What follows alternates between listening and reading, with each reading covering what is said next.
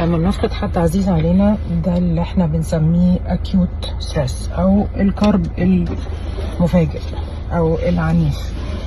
جهازك العصبي بيخش في حاجة اسمها survival mode علشان يخلي جسمك يستوعب الخسارة بشكل تدريجي، فهتلاقي نفسك اوقات بتضحك وبتتخض من ضحكتك وبتحس بالذنب، وايام بتحس فيها ان انت ايه ده انا كويس فتحس بالذنب، وايام تاني تحس ان انت مش كويس ولا حاجه فتقول انه ايه ده انا اتدهولت مش انا كنت كويس.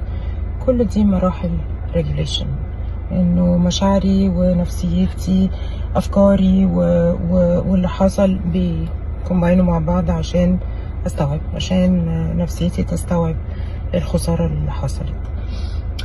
علشان نعدي المرحله دي مش الهدف انه انا عايزه ابقى كويس بسرعه، الهدف انه انا عايز استقر.